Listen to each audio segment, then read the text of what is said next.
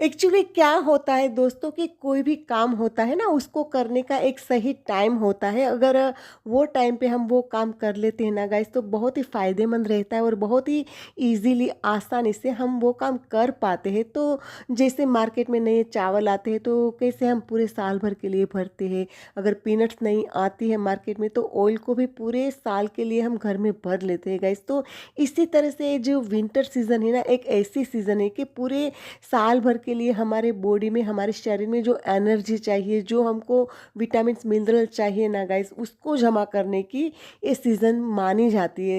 और ऐसा इसीलिए दोस्तों कि जो ये विंटर सीज़न है ना उसमें भूख भी बहुत ही लगती है और चाहे कितना भी हेवी आप खाना खा लो ना वो डाइजेस्ट हो ही जाता है गाइस। तो आज मैं बहुत ही बढ़िया सी ऐसी विंटर स्पेशल रेसिपी आप सबके लिए लेकर आई हूँ, कच्ची अड़दिया गाइस।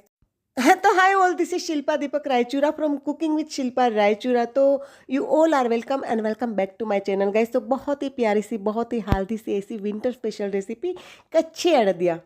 हाँ, तो चलो शुरू करते हैं आज की हेल्दी सी रेसिपी। तो इसके लिए हमें यहाँ पर लेना है ब्लैक ग्राम फ्लोर यानी कि उड़द का आटा। तो हमें यहाँ पर उड़द के आटे को देना है ध्राबा।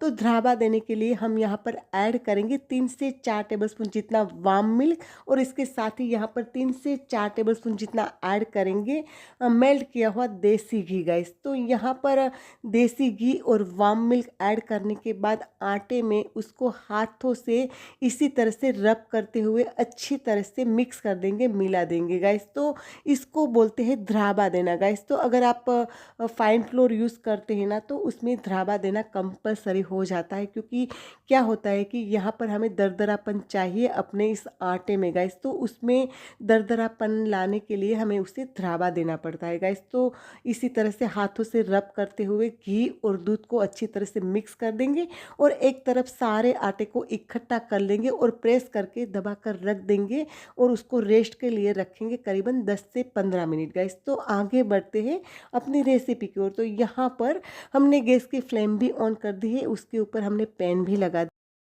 और यहाँ पर हम लेंगे 2 से 3 बड़े चम्मच भर के देसी घी, क्योंकि हमें यहाँ पर गोंद को फ्राई करना है। तो हमने यहाँ पर गोंद लिया है बबूल के पेड़ का, जो बहुत ही हेल्दी माना जाता है गाइस। तो हमें जो गोंद फ्राई करना है ना वो बिल्कुल लो टू मीडियम फ्लेम पर ही करना है, वरना क्या होता है कि गोंद है ना वो अंदर से कच्चा रह जाता है ना तो दांतों में चिटकता है।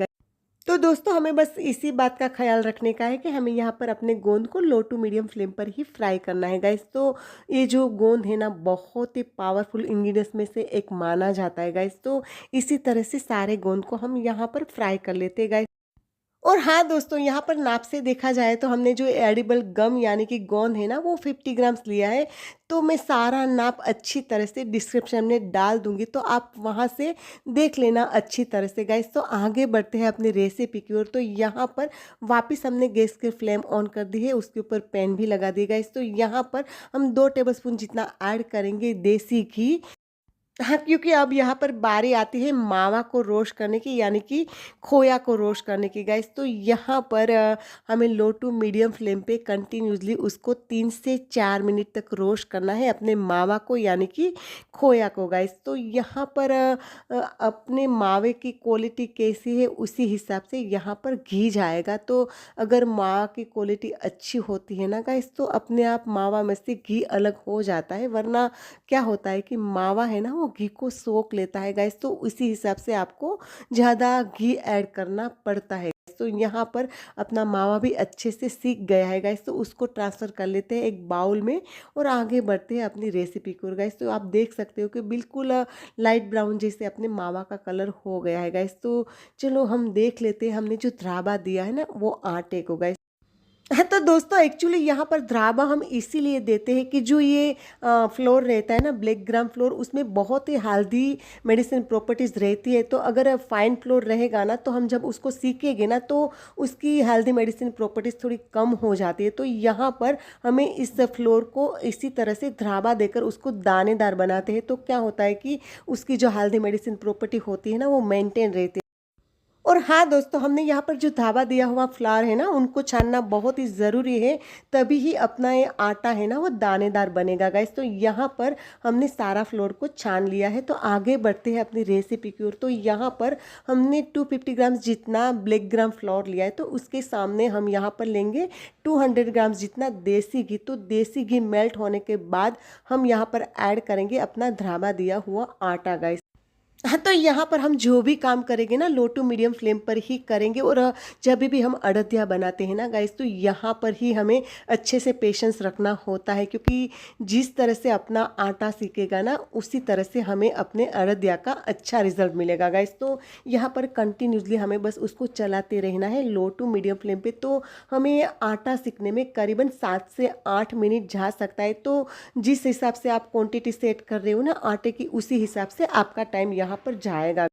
और हाँ दोस्तों, नाप से देखा जाए ना, तो हमने यहाँ पर 250 ग्राम जितना ब्लैक ग्राम फ्लावर्स लिया है, और उसके साथ ही हमने यहाँ पर करीबन 200 ग्राम जितना देसी घी ऐड किया है। तो ए टाइम पे आपको लगता होगा कि यहाँ पर घी थोड़ा ज़्यादा है, लेकिन बिल्कुल यहाँ पर ज़्यादा घी नहीं है, क्योंकि जो अरहर होती है ना, उसका आटा रहता है ना, उसकी तासीर है ना सोख लेने की होती है। तो जितना भी यहाँ पर घी ऐड करते हैं ना, वो सोख लेते हैं ज़्यादातर। तो यहाँ पर जब अपना अरदिया बनकर रेडी हो जाता है ना, तो वो ड्राई हो जाते हैं। तो इसीलिए हमें यहाँ पर अकॉर्डिंग टू थोड़ी क्वांटिटी घी की ज़्यादा ही रखनी होती है गाइस।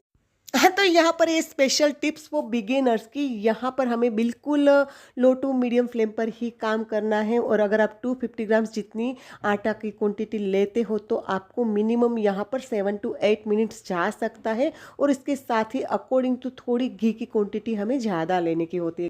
हाँ, तो दोस्तों आप देख सकते हो कि बिल्कुल दानेदार सा ऐसा अपना अरदिया पाक का आटा यहाँ पर बिल्कुल रेडी होने को आया है। तो आप बिल्कुल यहाँ पर साफ डिफरेंस देख सकते हो कि जब हमने आटा रोस्ट करने का स्टार्ट किया था, तभी का कलर और अभी का कलर गाइस, बिल्कुल हमको ऐसा ही गोल्डन ब्राउन कलर का ही कलर चाहिए अपने इस आटे को गाइस। तो इसी तरह से बहुत ही बढ़िया सा ऐसा अपना आटा यहाँ पर रोस्ट होकर रेडी है। तो हम क्या करेंगे, उसको रखते हैं साइड में, और यहाँ पर अब तैयारी करते हैं चाशनी की गाइस। तो यहाँ पर हमने चाशनी की लिए शक्कर ली है करीबन 200 ग्राम्स, और यहाँ पर जितनी शक्कर डूबे ना, इतना हम यहाँ पर पानी ऐड करेंगे। और हाँ दोस्तों, याद रहे कि हमें ये चाशनी भी लो टू मीडियम फ्लेम पर ही बनानी है, और कंटिन्यूसली उसको चलाते रहने का है। तो करीबन अपनी चाशनी बनने में 3 से 4 मिनट जा सकती है। हाँ, तो दोस्तों हमने जो अरदिया का आटा देसी घी में सिक कर रखा है ना साइड में प्लेटफॉर्म के ऊपर, तो बहुत ही बढ़िया सी ऐसी खुशबू आ रही है गाइस। तो उस पर भी बीच बीच में हम चम्मच चलाते रहते हैं गाइस। तो यहाँ पर करीबन हमें चाशनी को चलाते चलाते हुए 2 मिनट हो गए। तो हम चेक कर लेते हैं ऐसे थोड़ा सिरप लेके 2 उंगलियों के बीच में। तो अगर तार बनता है तो समझना कि अपनी चाशनी बनकर रेडी है, लेकिन यहाँ पर बिल्कुल तार नहीं बन रहे गाइस। तो यहाँ पर अपनी चाशनी बनने में थोड़ा टाइम है गाइस।